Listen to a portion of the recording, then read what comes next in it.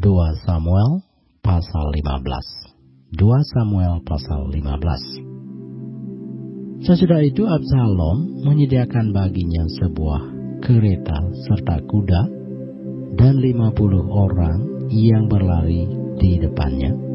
Maka setiap pagi berdirilah Absalom di tepi jalan yang menuju pintu gerbang. Setiap orang yang mempunyai perkara dan yang mau masuk menghadap raja untuk diadili perkaranya, orang itu dipanggil Absalom dan ditanya, "Dari kota manakah engkau?" Apabila ia menjawab, "Hambamu ini datang dari suku Israel anu," maka berkatalah Absalom kepadanya, "Lihat, perkaramu itu baik dan benar, tetapi dari pihak raja tidak ada seorang pun yang mau mendengarkan engkau." Lagi kata Absalom, "Sekiranya aku diangkat menjadi hakim di negeri ini, maka setiap orang yang mempunyai perkara atau pertikaian hukum boleh datang kepadaku, dan aku akan menyelesaikan perkaranya dengan adil. Apabila seseorang datang mendekat untuk sujud menyembah kepadanya, maka diulurkannyalah tangannya, dipegangnya orang itu, dan diciumnya." Cara yang demikianlah diperbuat Absalom kepada semua orang Israel yang mau masuk menghadap untuk diadili perkaranya oleh raja.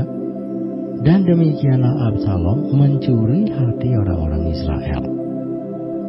Sesudah lewat 4 tahun, bertanyalah Absalom kepada raja, "Izinkanlah aku pergi, supaya di Hebron aku bayar nasarku yang telah kuikrarkan kepada Tuhan. Sebab hambamu ini ketika masih tinggal di Gesur di Aram telah bernasar demikian. Jika Tuhan sungguh-sungguh memulangkan aku ke Yerusalem, maka aku akan beribadah kepada Tuhan." Lalu berkatalah raja kepadanya, "Pergilah dengan selamat." Maka berkemaslah Absalom dan pergi ke Hebron. Dalam pada itu Absalom telah mengirim utusan-utusan rahasia kepada segenap suku Israel dengan pesan, "Segera sesudah kamu mendengar bunyi sangkakala, berserulah, Absalom sudah menjadi raja di Hebron." Beserta Absalom turut pergi 200 orang dari Yerusalem. Orang-orang undangan yang turut pergi tanpa curiga dan tanpa mengetahui apapun tentang perkara itu. Ketika Absalom hendak mempersembahkan korban, disuruhnya datang Ahitofel, orang Gilo itu, penasehat Daud dari Gilo, katanya. Demikianlah persepakatan gelap itu menjadi kuat, dan makin banyaklah rakyat yang memihak Absalom. Lalu datanglah seseorang mengabarkan kepada Daud, katanya, "Hati orang Israel telah condong kepada Absalom." Kemudian berbicaralah Daud kepada semua pegawainya yang ada bersama-sama dengan dia di Yerusalem, "Bersiaplah, marilah kita melarikan diri, sebab jangan-jangan kita tidak akan luput daripada Absalom. Pergilah dengan segera, supaya ia jangan dapat lekas menyusul kita dan mendatangkan celaka atas kita dan memukul kota ini dengan mata pedang." Para pegawai raja berkata kepada raja, "Terserah kepada tuanku raja, hamba-hambamu ini siap." Lalu keluarlah raja dan seisi rumahnya mengiringi dia. 10 orang gundik ditinggalkan raja untuk menunggui istana. Maka keluarlah raja dan seluruh orang-orangnya mengiringi dia. Dekat rumah yang terakhir mereka berhenti, sedang semua pegawainya berjalan melewatinya, juga semua orang Kreti dan semua orang Pleti, juga semua orang Gad, 600 orang banyaknya, yang mengiringi dia sejak dari Gad berjalan melewati raja. Lalu bertanyalah raja kepada Itai, orang Gad itu, "Mengapa pula engkau berjalan beserta kami? Pulanglah dan tinggallah bersama-sama raja, sebab engkau orang asing. Lagi pula engkau orang buangan dari tempat asalmu. Baru kemarin engkau datang, masakan pada hari ini aku akan membawa engkau mengembara bersama-sama kami, padahal aku harus pergi entah kemana. Pulanglah dan bawalah juga saudara-saudaramu pulang. Mudah-mudahan Tuhan menunjukkan kasih dan setia kepadamu." Tetapi Itai menjawab raja, "Demi Tuhan yang hidup, dan demi hidup tuanku raja, di mana tuanku raja ada, baik hidup atau mati, di situ hambamu juga ada." Lalu berkatalah Daud kepada Itai, "Jika demikian berjalanlah lewat." Kemudian lewatlah Itai orang Gad itu bersama-sama dengan semua orangnya dan semua anak yang menyertai dia. Seluruh negeri menangis dengan suara keras ketika seluruh rakyat berjalan lewat. Raja menyeberangi sungai Kidron dan seluruh rakyat berjalan ke arah padang gurun.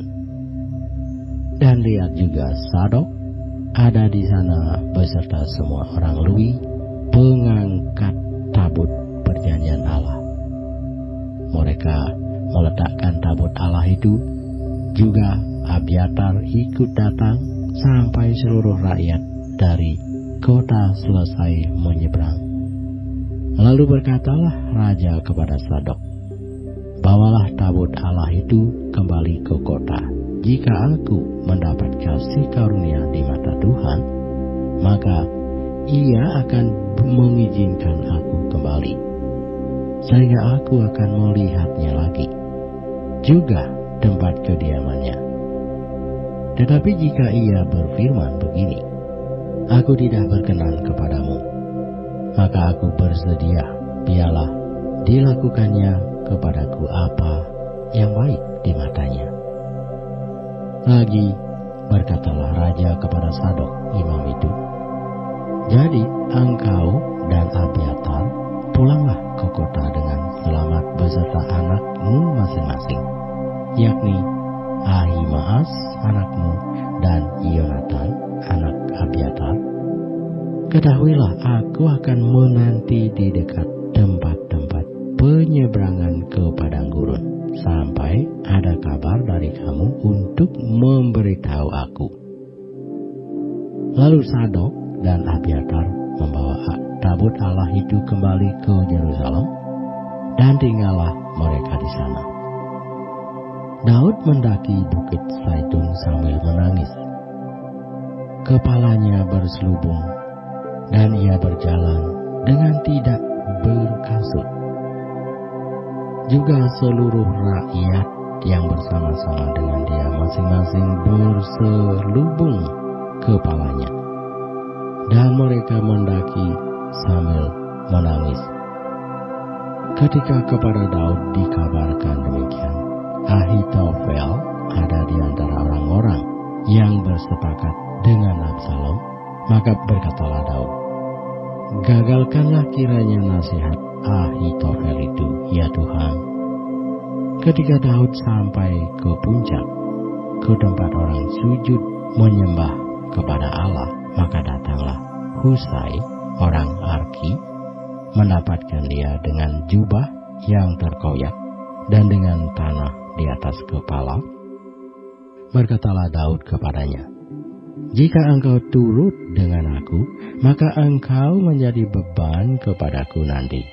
Tetapi jika engkau kembali ke kota dan berkata kepada Absalom, 'Aku ini hambamu ya raja, sejak dahulu aku hamba ayahmu, tetapi sekarang aku menjadi hambamu,' dengan demikian engkau dapat membatalkan nasihat Ahitofel demi aku. Bukankah Sadok dan Abiatar, imam-imam itu, ada bersama-sama engkau di sana? Jadi segala yang kau dengar dari dalam, istana raja, haruslah kau beritahukan kepada Sadok dan Abiatar, imam-imam itu.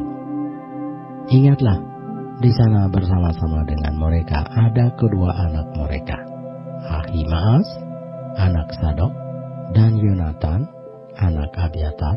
Dengan perantaraan mereka haruslah kamu kirimkan kepadaku segala hal yang kamu dengar. Dan tibalah Husai, sahabat Daud, di Yerusalem tepat pada waktu Absalom masuk ke kota itu.